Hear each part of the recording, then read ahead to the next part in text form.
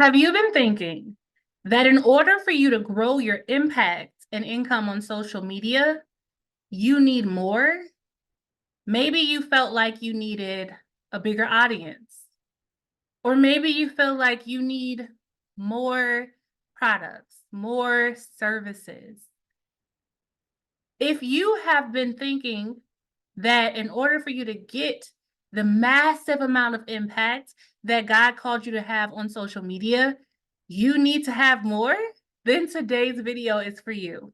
In this video, I am going to share with you a story from the Bible and revelations that Holy Spirit gave me, and then help you apply the principle that this story is teaching us to your business so that you are able to use what you have right now, the audience that you have right now, the size of the audience that you have right now, the services that you have right now to be massively impactful on social media as an online service provider.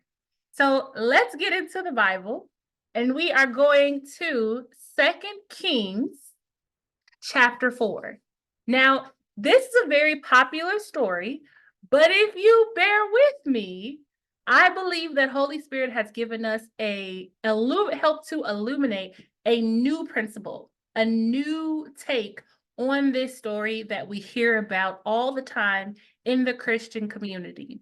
So, looking at 2 Kings chapter 4, a certain woman of the wives of the sons of the prophets cried out to Elisha, saying, "Your servant, my husband, is dead, and you know that your servant feared the Lord, and the creditor is coming to take my 2 sons to be his slaves." So Elisha says to her, "What shall I do for you?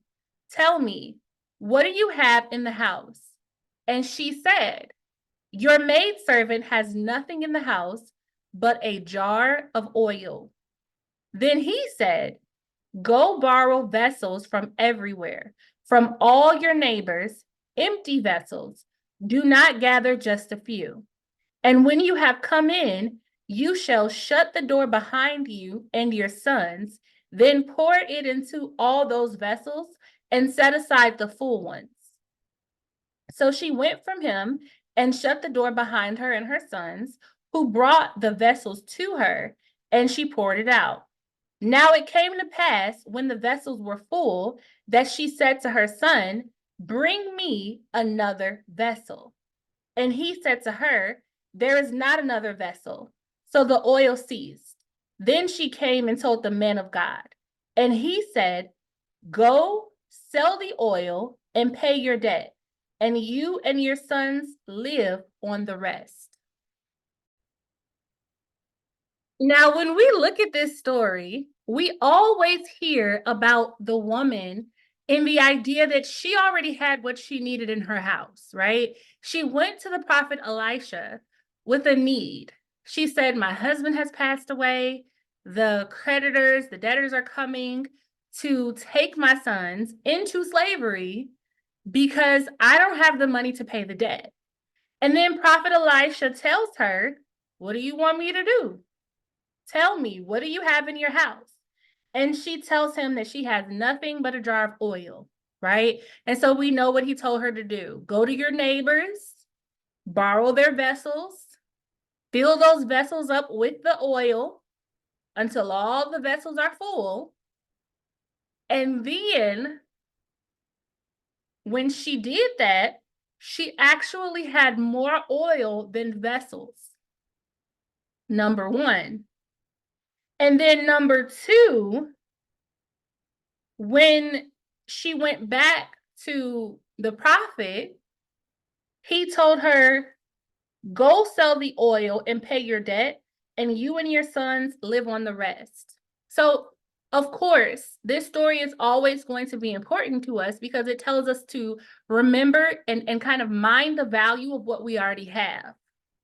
But when I was preparing to teach you this lesson today, Holy Spirit illuminated a new message, a message that I believe you can apply to your online service-based business in the same way that the woman applied it to her needs and to her life with her sons. And the message is this. The prophet Elisha told this woman to go borrow vessels from everywhere, from all of her neighbors, gathering their empty vessels, and do not just gather a few. This is important to note because the neighbors were not people in distant lands. Prophet Elisha didn't tell this woman to go into somebody else's community, to grow her community to 10,000 by going to her community and then the community 10 doors down and then the community three towns over. He told her to go to her neighbors, the people that she knows, the people that she already has access to, the people who are already a part of the space that she's inhabiting, and gather vessels from those people.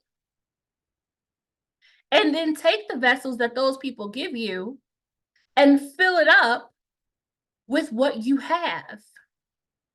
And then he tells her, go sell the oil and pay your debt, and you and your sons live on the rest. So that means that she had more than enough to not only take care of her debt, but to also live in abundance and overflow after handling her debt first. So let's see how we can take that principle to your online service-based business. We live in a time, the social media age, where we see people with huge platforms, 100,000 followers, 1 million followers, and they're generating massive amounts of revenue monthly, some of them. And they seem to be extremely impactful. And then you look at your business and you say, well, I'm not meeting my revenue goals, or I'm just surviving in business. I haven't reached a place of thriving in business yet. And it must be because my platform isn't big enough. Or it must be because the services that I'm selling are not good enough. Or it must be because my prices are too high. My prices need to be lowered. But when we look at the principle in the Bible, 2 Kings chapter 4, what we see in this story with the woman with the oil is that the prophet Elisha told her that what she had was actually more than enough. I believe, and I tell my clients the same for me as a business strategist, that your current audience, no matter what size it is, can be enough for you to be massively impactful in the marketplace. And you might be listening and say, well, Ashlee, I only have 1,000 followers. I only have 500 people in my community. How is that enough? And I want you to consider the idea that the reason why you're not seeing the consistent sales has nothing to do with the size of your audience and everything to do with the vessels that you're using to deliver the transformation, to market the transformation to that audience. The vessels that you're using, if we apply this story to your business, then the vessel would be their desire, what they want, right? Because while this woman's neighbors, they never said, hey, I need some oil. They did all have empty vessels in their house.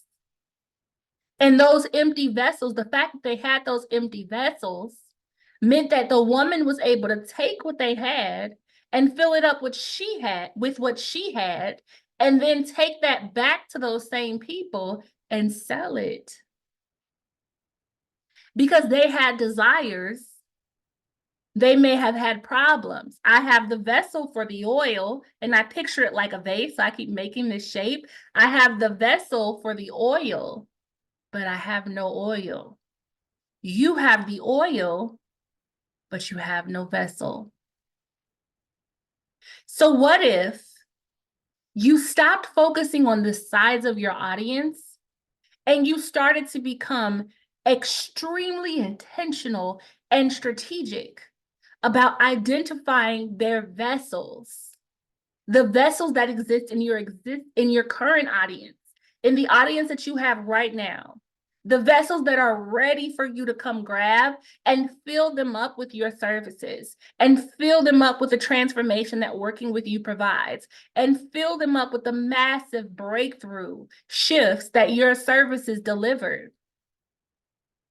What if instead of you saying, I need 10,000, I need 100,000, I need 1,000,000 followers, I need better services, you started saying, God, show me how to use what I have right now to serve the people that I have right now.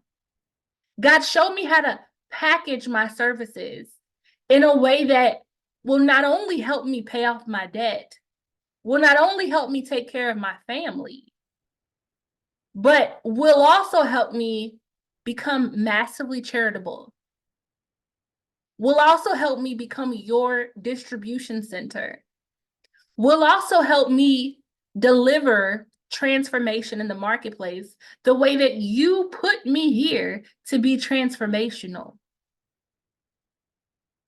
This woman was discounting the very thing that God gave her to not only settle her debt, but to take care of her and her sons for the rest of their lives. So I encourage you to shift your mindset around your audience and to start taking inventory. And you're like, Ashlee, listen, I hear you, but how do I take inventory and figure out what their desires are?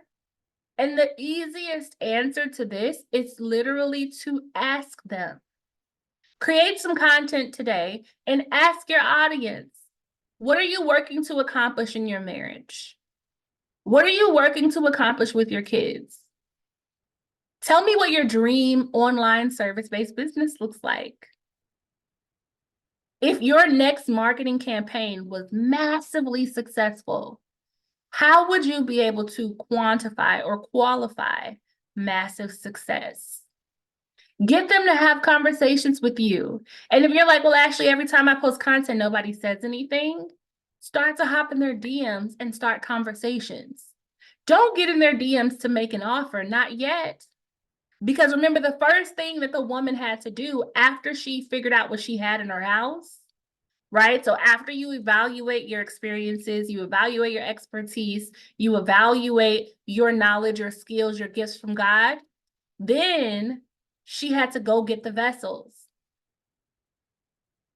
So before you can sell, you got to go get the desires. What do they want? What do they want that you can give them?